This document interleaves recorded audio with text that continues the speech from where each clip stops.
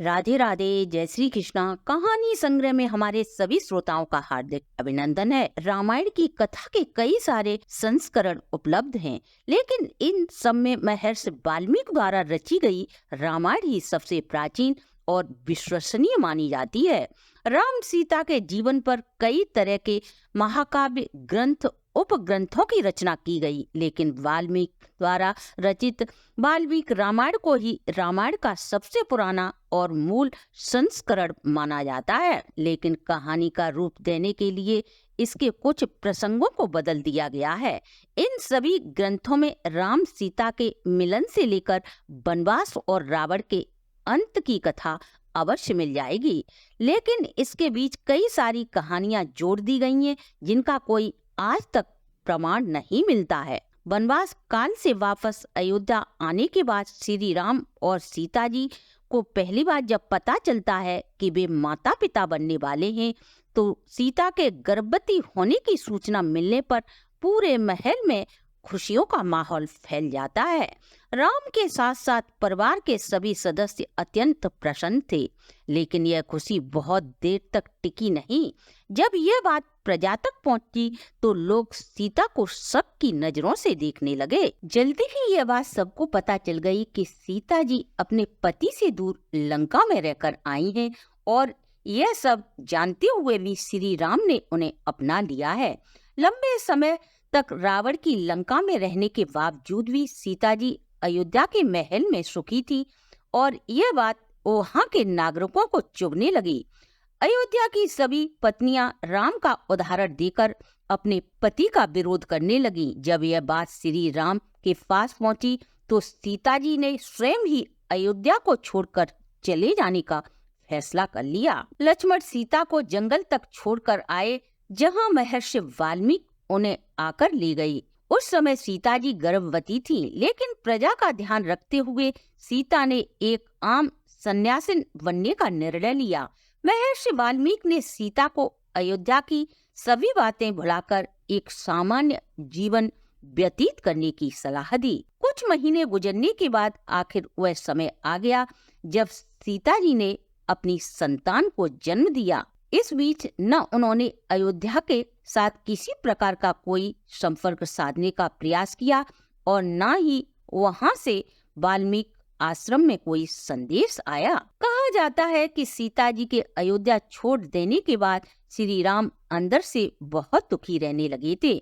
उन्होंने अपना राज्य अच्छे से संभाला, लेकिन सीता जी की याद उनका पीछा नहीं छोड़ती थी। उन्होंने अपना पूरा जीवन प्रजा को समर्पित कर दिया। सीता जी की याद में श्री राम भूमि पर शयन करते थे। कुछ दिन व्यतीत करने के बाद वाल्मीकि आश्रम में एक नन्हे बच्चे की किलकारी गूंज उठी। सीता जी ने एक सुंदर बालक को जन्म दिया। सीता जी द्वारा संतान को जन्म देने की घटना से संबंधित कई कहानियां प्रचलित हैं। लोक कथाओं के अनुसार तो सीता जी ने एक साथ 2 बच्चों को जन्म दिया था, लेकिन वाल्मीकि रामायण में इसका उल्लेख कहीं भी नहीं मिलता, न ही इस बात का कोई प्रमाण दिया जाता है। जिस पुत्र को सीता जी ने जन्म दिया उसका नाम वाल्मीकि ऋषि ने लव रखा। लव के जन्म के बाद सीता जी का अधिकतर समय उसके लालन पोषण में गुजरता गया। आश्रम के अन्य लोग भी उनका ध्यान रखने में सीता जी की मदद करते थे। एक अन्य कथा के अनुसार उसके जन्म की एक अलग ही कहानी है। एक दिन सीता माता जंगल में लकड़ियां लाने के लिए आश्रम से बाहर जा रही थी, लेकिन उन्हें यह चिंता थी कि वह लव को कैसे लेकर जाएं। निकलते हुए उन्होंने वाल्मीकि ऋषि से कहा कि ऋषिवर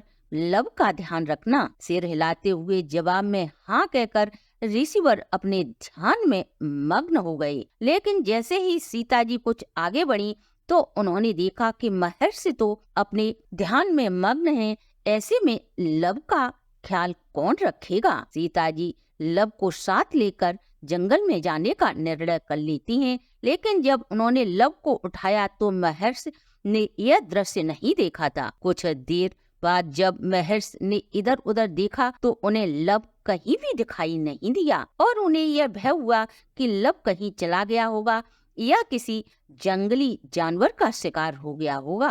वाल्मीकि भय से चिंतित हो उठे। महर्षि वाल्मीकि सोचने लगे कि जब यह बात सीता जी को पता चलेगी तो वह प्राण त्याग देगी। इसी डर के कारण वाल्मीकि ने पास में पड़े हुए कुसा घास को लिया और कुछ मंत्र पढ़ने के बाद एक नया लव बना दिया। यह लव हूबहू पहले जैसे लव की तरह ही दिखता था। उन्होंने सोचा कि सीता जी के वापस लौटने पर वो यही लव उन्हें सौंप देंगे और किसी भी संबंध में उन्हें कुछ भी नहीं बताएंगे। कुछ समय के पश्चात जब सीता आश्रम लौटी तो उन्हें देख महर्षि चकित रह गए, क्योंकि उनकी गोद में लव था। लव को पहले से ही वे देख अपनी आंखों पर विश्वास नहीं कर पा रहे थे। पूछने पर मालूम हुआ कि सीता जी लव को आज अपने साथ ही ले गई थी। लेकिन नए लव को देखने के बाद सीता जी अत्यंत प्रसन्न हुई। कुशा के कारण जन्म होने की वजह से वाल्मीकि ऋषि ने